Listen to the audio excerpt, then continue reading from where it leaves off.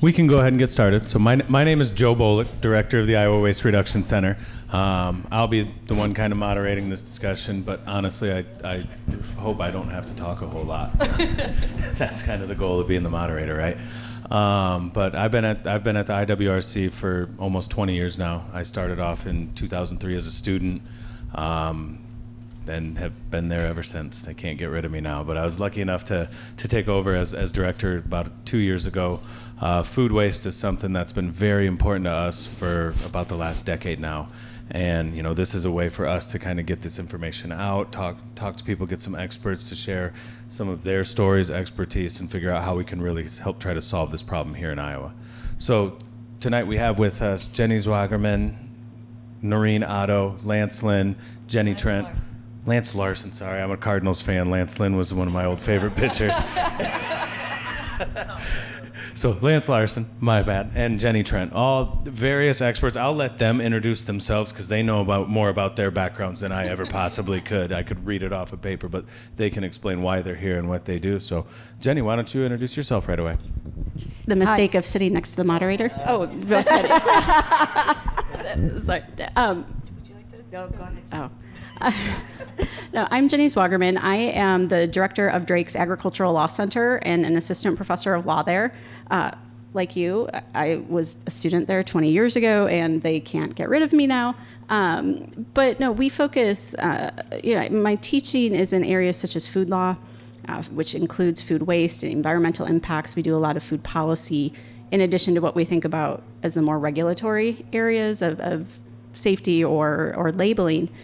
But we also try and look at some of the bigger policy issues that go in there, and whether that be food security and the impacts of maybe our non-food laws or policies on there, things like food recovery, how we can ensure confidence for companies to look at donating food from a food safety standpoint, what those protections are.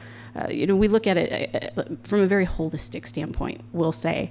And a few years ago, we were able to work with the Waste Reduction Center and a group of others and letting students do some research in that area. And really, in one shape or another, we've continued to have students working in this area, which is a lot of fun. But excited to just see where the conversation goes and areas of interest. Make sure this is on. I'm Noreen Otto. I am the executive director of the Iowa Brewers Guild. We are a trade association here in the state of Iowa representing craft beverage making. So that includes both the breweries you know and love, as well as cideries and meaderies in the state. I've been in the position for about 7 months, so it's been a very quick learning curve, but my background is in food and public policy, doing a lot of advocacy on both the state and federal level.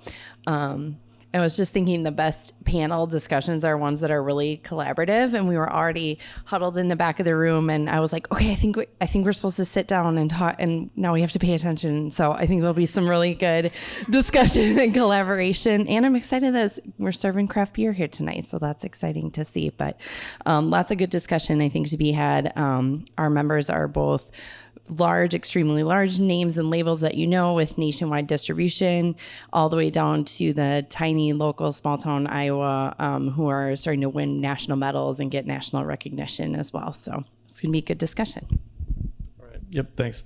Thank you to Joe and Jenny for having me join you guys tonight. My name is Lance Larson. I'm with Odyssey Renewable Energy, and our focus is really more on the commercial opportunities in the food reduction space or food waste space. So rather than focusing on the reduction side or recovery side, we're looking at opportunities to develop businesses around conversion of food waste. So that includes digestion, composting, and anywhere else we think there's an opportunity to do that.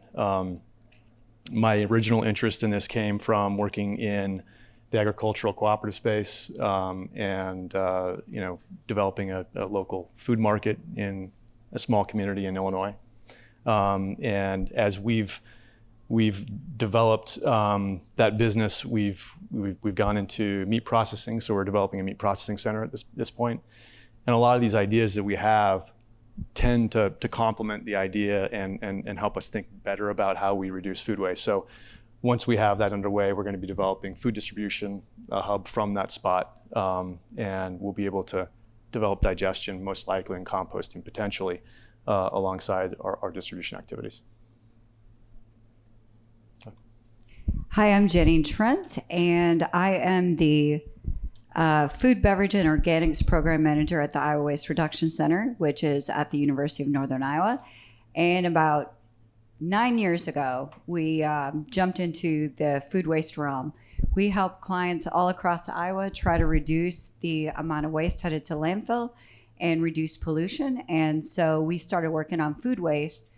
And what I noticed is when I looked at EPA's food recovery hierarchy, I noticed a huge lack of infrastructure for compost facilities across the state and also anaerobic digestion across the state.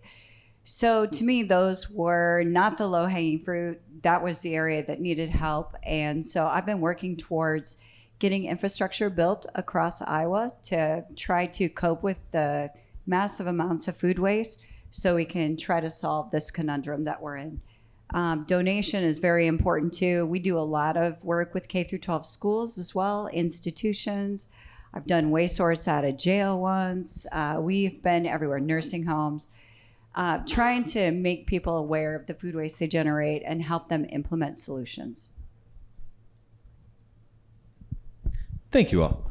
So with all of that introduction said and all of this, I want to start the discussion off on a little bit of a high note. So you guys have all been working in this industry. One reason why we're putting this together is because, as Jenny mentioned, IWRC, we've been in this for about 8 or 9 years. We've gone around and seen the way things are handled on other parts of the nation outside of Iowa.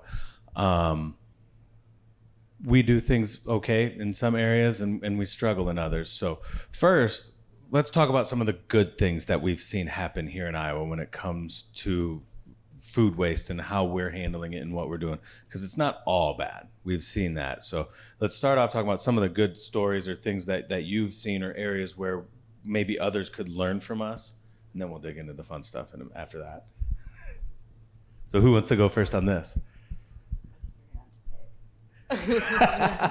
All right. Well, since you made me pick, go ahead, Jenny. Okay. Jenny Trent. Okay. Okay. So like I said, composting infrastructure really lacks in Iowa. And so we started about 3-4 years ago. What's so funny? It's not very positive start. Start on the high note. I am. I'm getting there. So anyway, what happened was about 3-4 years ago, I thought, okay, what can help us get composting infrastructure in Iowa?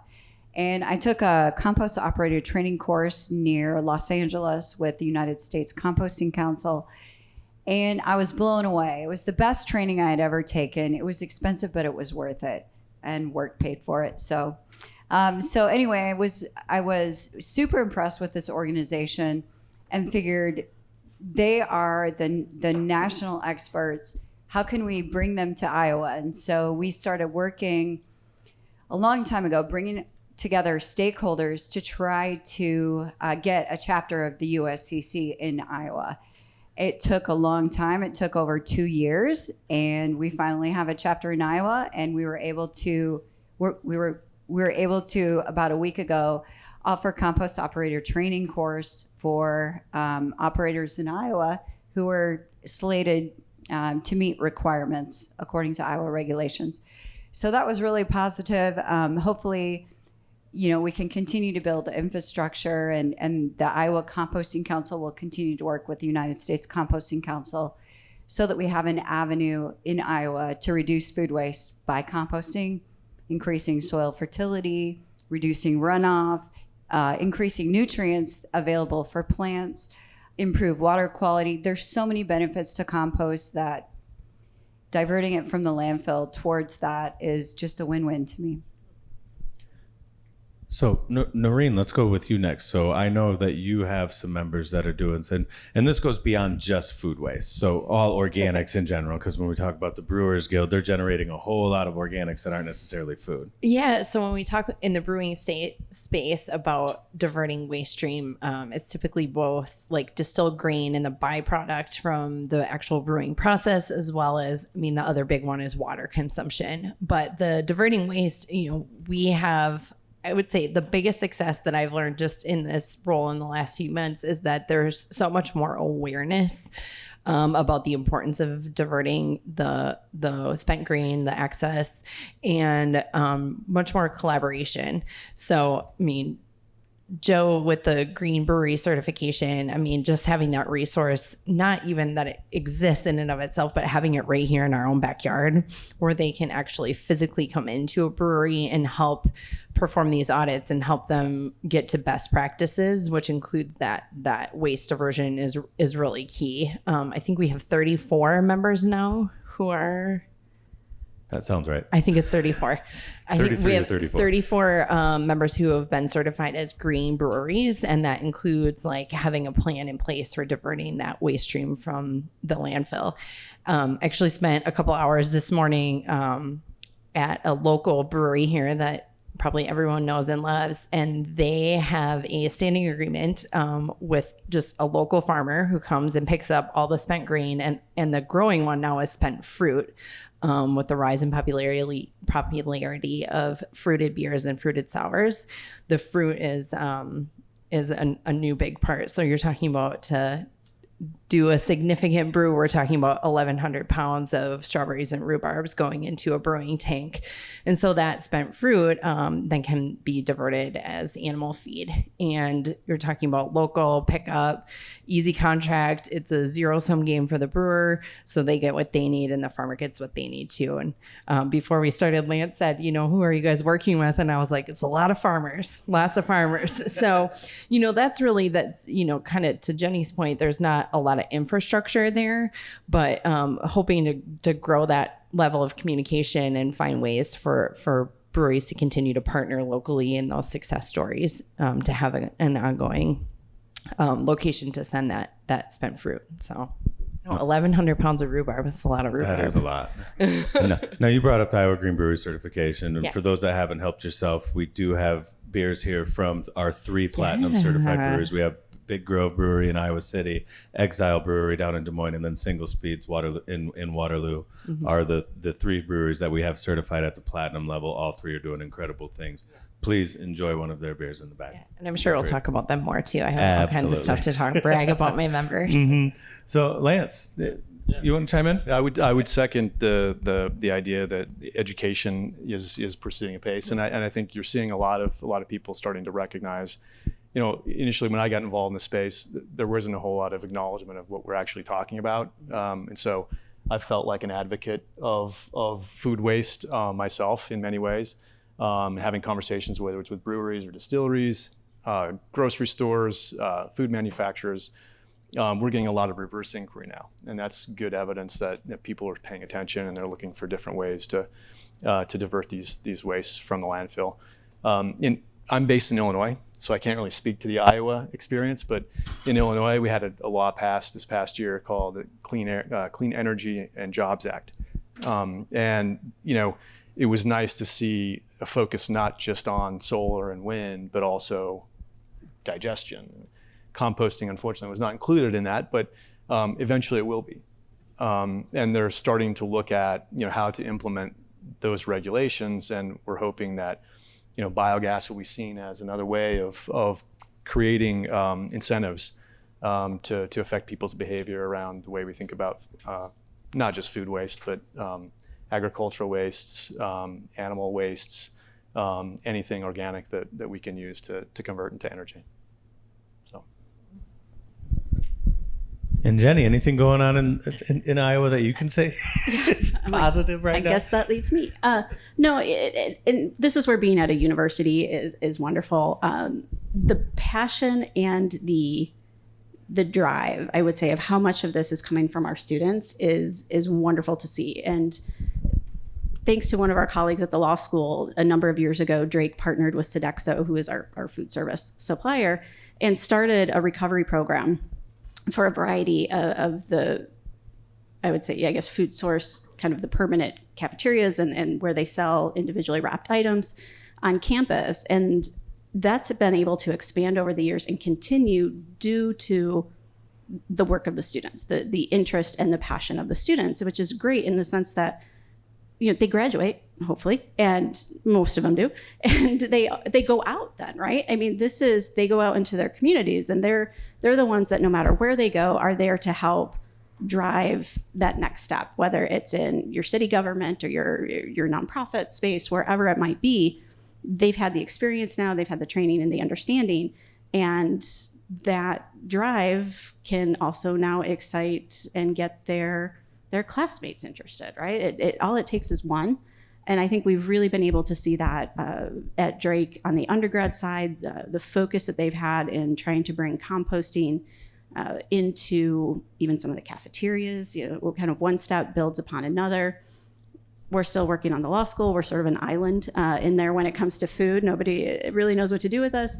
But, we're able to do things. In our class this fall, we're sort of, I don't want to say adopting, but, we're doing service projects even in law school. And we're going to have my students, as we talk about food waste, go out and be part of the recovery teams this year. They actually get out there to see it. We're not just going to talk about it, but there are opportunities and there's interest, which I think is the exciting part again, is that there's real interest in doing this and to see what it means and where they can make a difference too. So that's always exciting to see that grow. That is great. Now, on the flip side, which we all knew was coming, right? What are some of the big roadblocks we see from success here in Iowa? Because, I travel quite a bit. I go out to other places and I see it handled in a much more impactful manner. It's out there much more significant. It's the handling of organics is something that's almost like recycling is here out in other areas. So, why is that, and what can we do better? I guess what are the biggest two of the biggest roadblocks that each of you have seen in your careers with seeing more success here in Iowa? Lance, I know you probably got some ideas on that. I have a few. I would say probably just people's expectations or behavior around food waste, and not thinking of it in the right way. Again, going back to education, that there needs to be more education. We've done a couple of food audits for secondary schools in Illinois, and the response we get is fascination with this idea, this concept that this stuff can be used in a way that actually produces something valuable, and that you can turn a negative into a positive by finding the right way to dispose of food waste. Probably the negative that is just a function of how long the U.S. has taken to get into this place. It has to do with technology and our ability to implement solutions in various sizes and different places. It's very difficult thinking about the anaerobic digestion side of it. For anyone below a certain number of tons per day of waste to actually utilize that technology and come up with an economic positive outcome. And you're seeing, so you see it in the dairies that where there's a lot of interest in implementing digestion solutions, because dairies have a very low carbon intensity score, which is helpful in terms of marketing that ultimate refined renewable natural gas to the market. There's been a lot of interest in dairies, but you have to have a certain number of cows. And we were talking earlier about, is that contributing to an increase in agricultural size? Not necessarily, because they're doing it for the wrong reasons. I'd love to see the food waste side of things develop quicker. I don't think we're seeing that really move very fast, because it's really difficult when you think about it to aggregate as much food as you need to, food waste, to really create a big enough scope and a big enough capacity to have an economically positive outcome. So those two things that I see as the biggest obstacles. Jenny, Trent, from go ahead, I Noreen. was going to say, I'm going to kind of I'll jump in and piggyback because I think you touched on something that we feel really acutely, and I mentioned this in my introduction, is, we have members who are very successful, large businesses who have scaled up to nationwide or regional based footprints, but the majority of breweries are extremely small. And so the cost barriers to the kind of technology or the kind of infrastructure that's needed to make significant investment in, diverting waste of one kind or the other, that's probably the biggest obstacle, is just that size. And then I'm sure Jenny's going to talk about this, but again, the infrastructure. Was talking with a brewery yesterday who sells all of this isn't food waste, but in a way it is, expired dented cans, expired beer, half low fill beer, which is, when it's not heavy enough, it doesn't have enough beer, you run out, or it's, too much sediment at the end of the brew, that kind of thing, to a processor in Minnesota. And so it gets picked up, they take it up there, they empty it, they compress the aluminum into bales, and then the material itself is used for ethanol manufacturing, which is kind of fascinating. But, how do we regionalize that? How do we get that closer? So now I have 30 small breweries who can contribute that instead of one large successful brewery. So that infrastructure to reach those smaller and to aggregate the needs of those, that's going to be the next huge challenge, I think. So you want to chime in on some infrastructure more, Jenny? Well, that wasn't the example I was going to use. But that is a problem, huge problem. I already brought that up. Okay, so I'm a compost nerd. I love anaerobic digestion too. It's just been a lot harder to break into, learn how to help ADs. But I've learned working with lands, the kind of things that ADs are looking for. That would be food waste. But no, I think in Iowa, like the whole compost arena, one of the biggest challenges is getting producers and farmers to try it, to at least like give it 3 years. Try it. And with fertilizer prices so high right now, it's like the perfect climate for it. All we need is someone to come into the state, set up a spreader, and get some compost and offer the service for producers to try it for 3 years and to see how it goes for them. And maybe they'll convert. They'll probably go buy their own spreader. And that would drive demand once producers and farmers started using it. Compost businesses and facilities would need a skilled labor force to learn how to manage compost. So there would be more jobs, and it would drive the price up of compost so that people can actually make money on a composting business. So to me, that's what I would like to see in Iowa, and that's one of the biggest challenges. Anything to add, Jenny? No, I keep bringing up the end here, so I've got to cross everything off my list as everybody else talks about it. But we'll go with you first next. Yeah, now that's added pressure. Really, I'm a law school professor, so I'm going to say law, right? But it's more two things for me: is getting a buy-in from politicians to help pass the laws and policies and regulations that will support a lot of what we're talking about here, including funding opportunities, because we need those now. And I'm not sure that, I talk about the excitement of students. I'm not sure that the rest of the state is really quite on board yet in terms of thinking about what it means in terms of trade-offs or implications to them individually. It's sort of either the not in my backyard or that's great for somebody else to do, but I don't want to have to worry about separating all of that out. So I think that's a challenge, is getting the public support to actually do things themselves and not just support other people in there as we think about the opportunities there. But also on the law side, I would say the unintended laws that we have, the unknowns out there that are impacting small scale, large scale opportunities out there. And I mentioned this early in a conversation, but in my food law class every year, I give them a set of my HOA covenants. And I say, okay, once they get over like the actual shock of what an HOA and covenants do. But then it's like, okay, my question to you is, can I do compost in my backyard? Could I have a compost bin? If I was, what would it have to look like? what are my limitations? Where in here do you see? And there's 3 or 4 that potentially could limit that, several that limit the types, if not at all. But it's the idea that we have all of these zoning regulations and whether it be HOAs and the voluntary covenants, but state, regional, local types of laws and policies in place that will now actually impact our ability to adopt, especially on a consumer level, some of these types of activities that we're talking about completely unintentionally. They were designed for food safety, as we talk about animal waste and animal feed. We have a lot of restrictions tied to certain food recovery and waste that we're concerned with food safety. Completely makes sense. But maybe now we need to go back and make sure we don't have the broad stroke that covers everything and prevents these, when we really only needed to reduce or point out 1 or 2 things, and start to set priorities when it comes to things like composting that say, we as a city put this as a priority.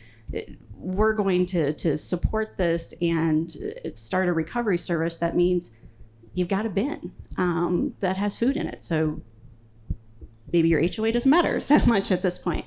But those sort of unintended, I think, are ones that we don't always know what we don't know until it's there challenging us. So, well, you can keep your mic on. So we talk about these things. These are the hindrances, these roadblocks that are preventing some from really making progress here now. How do we overcome them? How do we get those laws necessarily changed? How does each and every one of us individually go out and try to have an impact to make a difference in that arena? Wow, I should have kept my mouth shut on saying last here.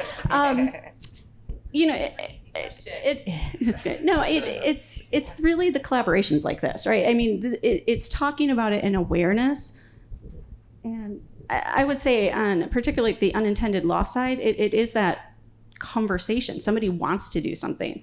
Well, let's talk about it. Let's find our colleagues who can work together to do a research project, or we have urban agriculture and we're going to have waste and we're going to have scraps, and where are ways that we can then make those connections. And so for my part, I really think it is the collaboration piece to help figure out where the education comes in, where there are opportunities to build some of these bridges where I have this piece, you have this piece, maybe together we can make it all profitable in the end, or help with supply. But it's making sure that people have those opportunities, which I know the last few years that's been challenging. But the awareness piece of where we can do good together, because I think particularly in the food waste space, there are a lot of ways to collaborate, because not everybody needs the same thing. Not everybody wants the same piece of the outcome, whatever it might be. And so it'd be great. I could do this, but I don't know what to do with my waste, or, like with this part. But yet, if I can give that to you and I get something in return, we can work together and do that. I can keep talking. I'm like being second, apparently. And now you said something and I was going to jump on it, but yeah, the collaboration piece is key. And, we talked about the Green Brewery certification, and, I was reading this article in preparation, and it was talking about a survey that was done in Vermont asking individual consumers, how much more would you pay for a beer that was brewed sustainably? And it was like, it's like 8% or something like that, which, okay, whatever, fine. But to me, I was like, it almost kind of misses the point, because it's not about like, and this has been a conundrum in the certified organic space, right? Like, am I getting certified organic because I believe in it? Am I getting certified, as a green brewery because I believe in it? It's important. It builds community. Yeah. It also helps with employee retention. It also makes me more agile when there's supply chain issues. It also keeps my utility costs low. It also helps me think creatively on my feet when the landfill tipping fees go up. It also helps me sustain increases in the cost of water, which we use a lot of in the brewing industry. We use a lot of water. So I think shifting some of that focus from how much more can I put a stamp on it and say it's brewed sustainably and that's great, I can make more revenue on it, or it's I'm going to lower all of my other costs and I'm going to be more agile, and I'm going to have community buy-in from the people who are literally brewing the beer in my back room among all these tanks. That's the key. And to me, that's more valuable. And I think we're lucky in the brewing community that a lot of our brewers are extremely community minded and very environmentally aware. And so I think you're starting to really see a shift towards sustainability is not like a marketing tool. Sustainability is really to the bottom line and will make them a more agile, more nimble business. And I would just say from a labeling standpoint, you know, we do a lot of talk in our classes about food labeling and legal requirements and how you market and consumer fraud and all of that kind of thing. And essentially what it comes down to is there's so much on a label that the only people who are going to look for that information are the people that are specifically looking for that information. Very few people are going to make a decision based on a label about something like a green claim unless they were already interested in it to begin with. And so the idea of label fatigue is out there, and that there's no real set definition between what sustainability means or what green means. Right. You know, that you could go to Illinois and have a different meaning. And so trying to, whether it be the business purposes, but also be able to promote that, I think makes a huge difference, because labeling in and of itself is not the marketing tool that a lot of people think it is, or maybe that it once was too. A lot of it has to do with what does that label mean?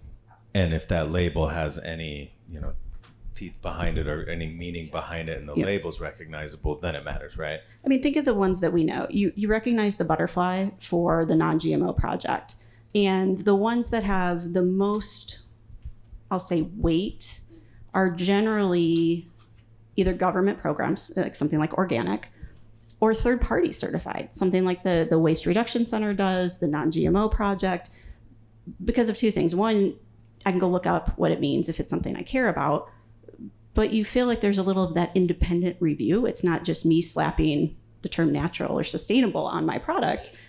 I've had somebody who actually set whatever standards they have and verified it. So that those mean more.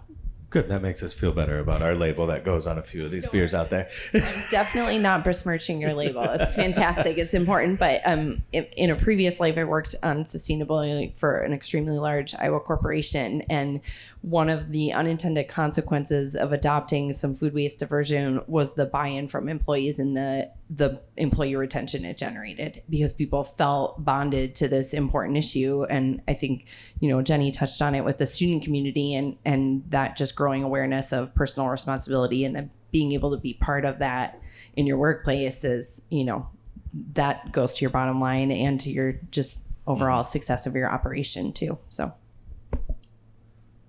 Lance, we'll just keep going down the line. What can we do to help some of the roadblocks that you mentioned here in Iowa with it?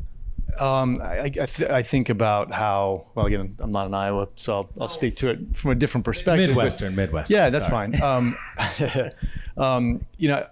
To me, what's instructive is to look at where this has worked. And here in the U.S., we're new to this game, but Europe has been doing this for 20 plus years. And when I look at what has driven change in Europe, it's based on necessity. And in this case, the unfortunate reality is higher energy prices have driven that change over there. I'm not advocating for higher energy prices by any means, but I think that's probably one of the things that will have to happen for there to be more wholesale acceptance and movement for behavioral reasons toward, looking at organic waste in a different way. If you look at the prices of conventional natural gas versus renewable natural gas in Europe right now, renewables are about 30% of the price of conventional, which is probably just flipped here in the US, right? So when you think about the economics of a renewable energy project in the US, it's challenging, and that's why these projects have to be so massive in scale, because at smaller sizes you can't get those economies. So I think when you have three lawyers on the panel, by the way, so you're getting probably a unique perspective. But when I think about why laws come into place, it's based on need, right? Like we don't get laws, put on unless there's political will to make them happen. And you're seeing it, like the law I mentioned in Illinois, and it's happening all over the country. I think Iowa's probably a little bit behind, and that's maybe expected, But I think, some of these political realities like higher energy prices are what's going to probably push a lot of the behavior in the direction we want it to go. Okay, so a solution to the farmer problem that I had brought up was we need entrepreneurs to come into Iowa and start opening composting businesses and getting the producers and farmers on board. I mean, that's just one avenue to get composting going. But when we look at food waste as a whole and then go to conferences, they're either focused on recycling food waste, waste to energy, composting, or their rescue donation. It's very dichotomous talking about food waste. If we came together and talked about food waste, the different kinds of food waste, the different kinds of organic waste, and the best solutions for that type. I know there's the EPA food recovery hierarchy, and it really just depends on the type of waste that you have. To me, the inverted triangle, meaning the top is more important, I think that lacks the type of material that you need to divert through sustainable methods. So to me, I think it's collaboration between everyone fighting the same thing, and it's working with food waste generators and those able to provide a solution. So it's just, to me, working together, better collaborating, and of course, funding never hurts. Okay, this is going to be a little bit of a different curveball for you, and Lance, I'm really Do I curious. need another craft beer for that? You might. Yeah, actually, it's easy for you because you represent an industry and consumers that really do care, and have demonstrated that. But Lance, as an outsider coming in, looking at Iowa, looking at investment in Iowa, do Iowans care about this sort of thing? I think that's a question I want to hear an answer to, because it could be a different perspective. And if they do care, how can we get those that care to act and make a difference?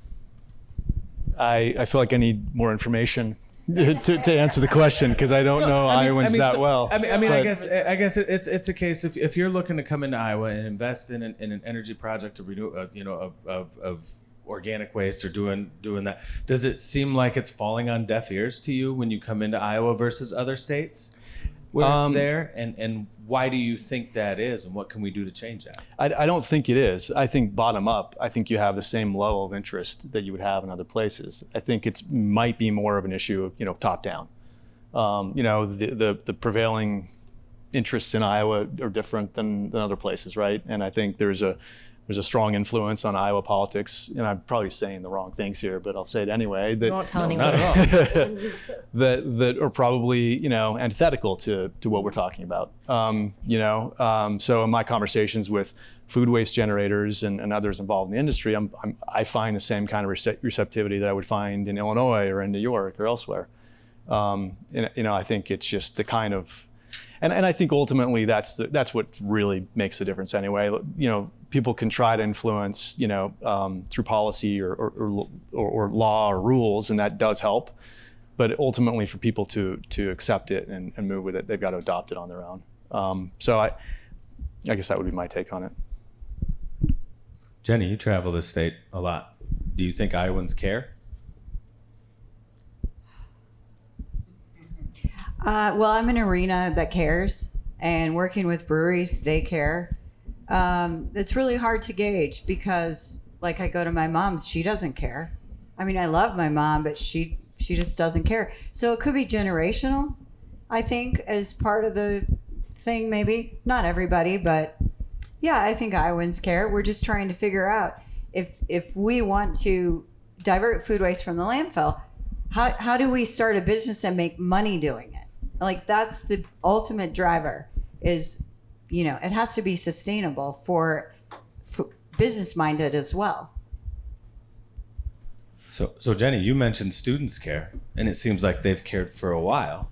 Does that translate once they're out of school and they don't have access anymore? Do they still care? Does their care and does this importance to them diminish once they're out of the institutional setting?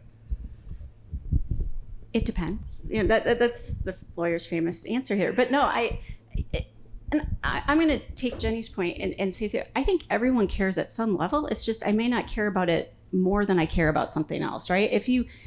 It's the context of a question that matters, right? If I can go up to somebody on the street and say, hey, do you care about food waste and like methane and, into the air and greenhouse gas? And I can be like, yeah, I do. And then they're just going to be like, okay, are you willing to like save all your food scraps and maybe, eat misfit produce or, whatever it is. And they're like, I have to do something like. And so I think, part of it is maybe students do lose some of that enthusiasm that comes from the group mindset and collective. But there's also, you also are now in situations where it's not that you don't care, but you don't have the same maybe power as you do when you have a group collective. And we were having a conversation today in one of my classes with a guest speaker, and the slide itself was on carbon, but we actually tied it back into food waste too. When we looked at, where emissions come from, and it's an ag class, it was like 29% agriculture, 19% energy production, 15% transportation. But then, the second biggest category was basically consumers, the residential and those types of things. And we're looking at it, and it came down, of course, we got into the rural-urban debate again, but it was the concept of, if I have the power in terms of being able to say, yes, I care about this, let's do something about it, then you look for, this is the cynic in me coming out, right? You look for the easiest way to do that with the less impact on you. And so putting restrictions on agricultural waste, we were in the carbon context again, but that idea will be easier. Putting restrictions on certain types of industrial waste will be easier for, I think, consumers to maybe build up to, rather than doing what Vermont or California or Massachusetts or any of them have done, which is, you basically pay, or you don't do any consumer food waste, or you pay extravagant, amounts compared to your other waste. Yeah, odds of that happening first are slim to none. But you start with the low-hanging fruit, which involves, again, the cynic in me is the least impact on you until maybe you see a difference. And then you can build up from there, or you have somebody that steps in and says, you know what, we're just going to do this, and you don't have to do anything. You just have to pay more, and there's your option. So with that said, Noreen, explain your industry, because that's completely different than everything we just kind of heard. I'm familiar with it. I've worked with a lot of these. I mean, craft breweries, there's no question, as a whole, they care. They're environmentally focused. They want to reduce waste. Their consumers seem to care. They're rural, they're urban, all of these things that seem to matter don't impact this. Why? How can we all be more like craft breweries? Yeah. Oh, I love that question. Oh my God. I need like a t-shirt that says that, right? How do I be more like a craft brewery? I think I would echo Gemini's comment. I do think some of it's generational. I think that craft brewing as an industry is fairly young. It's doubled in the state of Iowa. The size of the craft brewery industry has doubled since 2014. So it's just absolutely exploded. I mean, we've seen it. There's just more demand for it. But there's also, the beautiful part is there's way more consumer interest in it. So you can talk about a community that will put these kind of issues front and center, which I think will be really important. Employees in breweries are younger. It's not only just because it's physical work, but there's, again, just more interest, I think, like there is in artisan food and farm to table. Craft brewery parallels that. And there's just more interest in that kind of food experience and that experience of craft brewing from a younger generation. And so I think just it's a natural byproduct of that. I also think that breweries are acutely aware of supply chain. Even pre-pandemic, I think supply chain, the cost of glass, the cost of aluminum, the cost of water is critical to the operation of a brewery, whether you're in downtown Des Moines or have a brewery in Holy Cross, Iowa. I literally had to look it up on a map. I used to work on campaigns and I was like, I don't even know where that is. I got to Google it. So new brewery in Holy Cross, Iowa. It's amazing. So no matter where you are, I think they're so acutely tied to supply chain, almost, even at the biggest end and the smallest end, you're feeling that you'll see that in really subtle ways. We're not drinking out of any glass bottles. That is a result of supply chain. Aluminum is still more easy to find. But I think this is going to be a great segue. The aluminum question, I think the state of Iowa is potentially on the cusp of a watershed moment. I do think that changes to the Iowa bottle bill could seriously open up greater political will and greater discussion about modernizing just recycling and diverting and composting. They're not related, but I think that these politicians seeing that they can actually touch something that's been this sacred cow and was modern environmental policy when it was passed, which was before I was born. It has not changed since before I was born. I spent like 10 years working on the bottle bill. So I do actually think that will be a watershed moment if they can make reforms to it, make changes, big or small, significant or not, whatever team you're advocating for. I think it will shake some things loose, and I think it might be easier to have some more progressive environmental discussions in the state. I just want to add in there, I think you touched on the passion part of this. Like, people do craft brewing because you're passionate about the craft, which means the entire process. That's why your artisanal foods and those things make sense too, because you're not just looking at what I produce at the end and the cheapest possible way for me to get there and make a profit. It's the process and everything that goes into it, and my impact, and that holistic type view, I think, is one of the reasons that makes that such an interest for the industry and those involved in it. I think of wineries, and you're out in Napa, right? The passion that they have for their grapes, even if they're just behind there telling you about it in the process. You see the same type of thing in breweries. I also don't think it hurts that they're in, not necessarily environmentally, but a highly regulated industry in and of itself. They probably don't want more regulations to begin with, but it's the idea of, no. I already recognize like where this goes in terms of being heavily regulated in these areas. These are the areas of concern or the areas of focus. Let's not hesitate to maybe think about this in advance so I don't have to regroup later. But being involved in things like that when you're highly regulated, I think helps. And we have the luxury of being, we're a craft good. Our consumers are not as price sensitive. If your local favorite IPA that's crafted on the street goes up, $1 for a 4-pack, you're less sensitive to that than a lot of the other. Think about how sensitive we all are to the price we're paying at the pump right now. We have much more wiggle room as an industry to price sensitivity, and so some of that, we have that luxury of. Things can cost a little bit more if they need to, if the process is more expensive, if we're paying a little bit more to send things to composting, we can absorb that a little bit in a retail space versus a general consumer good. Back to your point of, am I willing as an individual to feel that discomfort? We're insulated from that a little bit. Great answers. Thank you. I just one last thing I think we're going to leave here with is I'd like what's There's a chef over there. I'm like, and I can smell something over here. It smells good. What's one takeaway that you want someone to walk out of here with? Anybody that watches this that comes on, what's one takeaway that you want them to know that this is something I can do to help fight food waste or organics? I'm going to start because I don't want anybody to take any answers that I might come up with here. For me, it's not just drink craft beer. I figured that one out tonight. But thank you, appreciate that. Support my alumni right there. To me, and we've touched on this a little bit, but it's one person can make a difference. It's not the type of thing where you should be overwhelmed thinking, oh, my composting won't make a difference, because people watch it and they see it.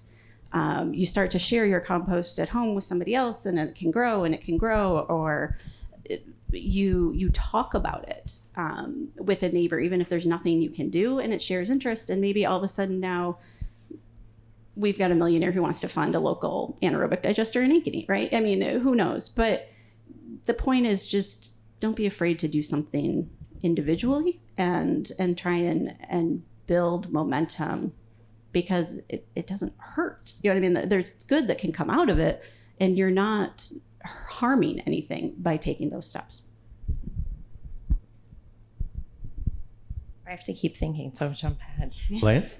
Yeah, I mean, I would thinking about it positively, I would say this is an exciting field to be in, and you know, it's going to grow and be a huge field, you know, for decades to come. So I think from the perspective of being, you know, proselytizing on behalf of this industry and thinking about, you know, encouraging other people to also give it deep thought and consider it as a place to be involved, not just at home, but in the things you do professionally, personally as well. You know, I've gone from from not knowing anything about this space to being hugely passionate about it just because I've learned about it, and I think that's the important part of it. So, education, and you know, not just in a formal setting, but you know, with everyone that you know can spread the word. And I think it's safe to say that, you know, it may not be happening all over here in Iowa, but there's a lot of money to be made in organics and food waste. You know, and we saw it when we were at the United States Composting Council's conference in January down in Texas. I mean, composters all around the country are making a killing right now. They're making a lot of money. You know, COVID actually benefited them because everybody went home, started gardening, and they wanted to have compost for their gardens. So that means composters that are like, there's not a lot of them in Iowa that can do it, but around the country, they can't keep an inventory of product. It's as soon as it's ready, it's out the doors and selling at a premium. Yeah. So I mean, I think that's something that needs to be said. Is there are opportunities here. Iowa's starting to open its door a little bit to these opportunities, and there is a lot of money to be made in organics, and whether it's through digestion, whether it's through compost, whether it's through other, you know, there's got to be hauling that's involved. There's a lot of avenues for a lot of entrepreneurs, like Jenny mentioned, to make some money in this world. Yeah, I'll kind of piggyback on that. I mean, I think a takeaway is, you know, as individual consumers, to be aware of those entrepreneurs that are coming in, because oftentimes you'll see they're coming in looking for contracts with cities. They're looking for, you know, to come in and do curbside programs and pilot projects and things like that. So just to try and be an informed citizen. I sat on my local city council for a term, and it was one of the most eye-opening experiences of my life. But the adherence to what the current, you know, this is a current system and it works just fine. I mean, just trying to break that mindset with yourself, with your home, with your parents, you know, with your grandparents, trying to push that, being open so that those entrepreneurs, whether they're craft brewers or composters, have that room to succeed. It's just that open-mindedness, because this is going to be a very complex long-term problem to solve. Okay, so those are great answers. I feel like mine's piggybacking on all yours. So, number one, I would say one of the takeaways is these are big problems to solve these are big solutions to solve a big problem. And I think the best thing that we can all do is keep our own corner of the world clean and the way we want it, and set up a compost bin in your backyard and start doing something yourself. On the other hand, if you see, you know, if you're in local government, if you're a city leader, if you have the capacity to make change, work towards it. Support your local businesses, buy local compost. Waste to energy, you know, if you're a city leader, try to get that food waste in your city to the waste to energy facility. And it's just amazing to me that you can have food waste and get energy. To me, that is like the coolest thing. I mean, I love compost, but waste to energy, that's amazing to me. So I think that's what you do, is you keep your own corner of the world clean and you support those who are doing bigger things than you can do. Thank you. Okay, let's give everybody on the panel a big round of applause here. Do we have any questions or comments from anybody out here that they want to ask our experts here? I'm going to bring the mic around if anyone does. I want to hear Kathy Morris's opinion, because I would like to hear, Kathy, what you think we should do about food waste, because you're well known in this arena. Well, having gone through a siting of a compost facility, I could give you a little perspective there. You know, a lot of times the ag community doesn't feel like the good soils in Iowa need the products and they would rather not have a composting facility near them because of some of the issues. One of the challenges in our area is we have 2 landfills in Illinois that do most of the commercial collection and haul the biggest value, the compost that comes from institutions and restaurants to Illinois. And they can landfill it a lot cheaper than they can compost it. But we have an anaerobic digester, Brian Sievers, the Sievers family farm. That's been an excellent example. We have an excellent example down in Muscatine with a depackaging process. And, we have an outstanding compost facility in Davenport. And, it was way ahead of its time, processing biosolids and yard waste. And that facility opened in '96. It is on a very tight site. I don't know that they could handle food waste. And you do have to consider the impacts to the collection process too. Everybody doesn't even set yard waste out. Some leave it on the lawn, their clippings, So there's a lot of factors that come to play. And I think that's one of our challenges is everybody's area is a little bit different and has some constraints and some opportunities. And so it's not like we can do a mass sale like we can with maybe recycling. And even in some areas, that's a little different.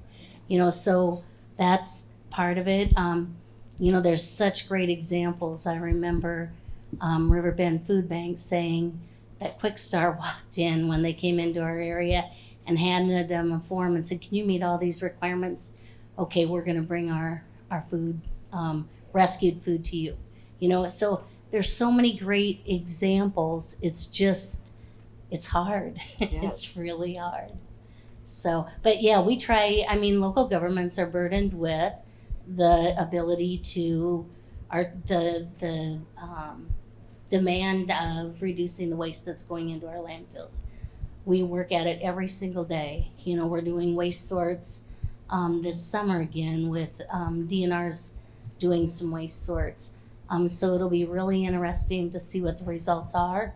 And I know we talked a little bit about low-hanging fruit, and the more recycling, yard waste, all of those things that you can get out reasonably, what's next. And a lot of times that's getting to be food waste. So we'll see where that goes. Nice. Thank you. Yep. Great. Jenny Trent, I loved what you said about the different categories of food waste. So we're not just looking at the hierarchy, we're looking at there's a lot of different categories within the organics realm. And one thing in Iowa City, I'm Iowa City local government, we manage a compost facility that is at capacity right now. So we're looking at ways to get creative with that waste while we are doing a site study to expand that facility potentially. One of the things that we've done, and barely scratched the surface, but we've started some conversations with our wastewater facility. And I just wonder, and this might be Lance or Jenny, anyone on the panel, are there any comments or reactions to potentially forming some partnerships with wastewater facilities? Because I look across the state, and although yes, we don't have a lot of compost facilities, in urban areas we have a lot of wastewater facilities. So I do wonder, is there a creative partnership we could have with certain categories of organics with those facilities that we already have? Yeah, I've visited a number of these treatment facilities. Is there a digester currently at your treatment plant? We have looked at certain types of food waste, but honestly, I'm not sure how much they've delved into that. And the chemistry and the biology and science is beyond me, Lance. So, okay. Yeah. No, I think I've seen certain municipalities do this very well, where, they leverage the capability of the digester to get value out of the biosolids. And then they can bring in and co-digest other organic wastes alongside it. That adds to the value of the gas they're creating, because those are higher in biomethane.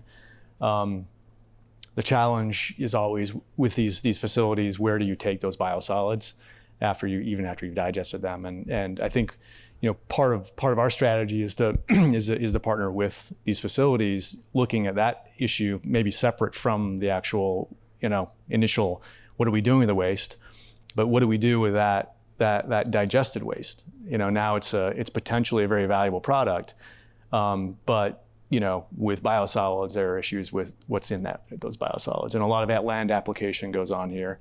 And ultimately, I think the EPA is probably going to start to impose some significant restrictions around the ability to land apply that stuff due to certain things like PFAS. So our approach is going to be say, well, let us help you, capture as much energy as you can from these wastes, and then help them figure out a way to alternatively dispose of those biosolids. And our proposal to most of these facilities is pyrolysis and creating a biochar product that does destroy the PFAS and then is a valuable product for land application. Yeah, and Lance, I think you just answered my confusion there too. We do produce the biochar, so it sounds like our facility does have the digestion capacity. Okay, good. Yeah. That sort of highlights the challenge, though, of we have all of these different types of organics and opportunities, I guess, to look at. But on the legal side, they don't all play nice together in the terms of what you can do with it because of the type of waste in there. We're going to have different requirements as to how it's treated or where we can spread it, communities or size. And I think that's, again, a challenge if we want to come together and be able to collaborate and say, okay, now we can support one, whether it be cost or making sure we have the supply. Well, we do have to make sure that we're all playing nice, in terms of the end result and not limiting ourselves in some way there too. And I think the sheer scope is a problem too. I mean, you've talked on this too. One of my old roommates from college was part of a team that brought the anaerobic digester onto Michigan State's campus. And it's the world's largest food service system, right? You have tons of food coming through there. We have 5 or 6 farms right on campus. I'm an alum, so that's where the we comes in.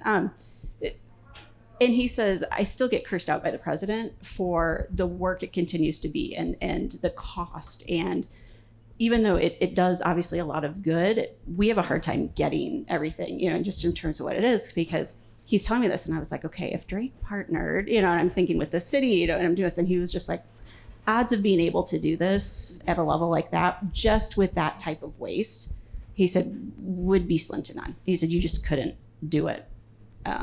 So that's part of the challenge too. Yeah, that collaboration and scaling up. Well, let's give one last round of applause here. So thank you guys very much. Great conversation.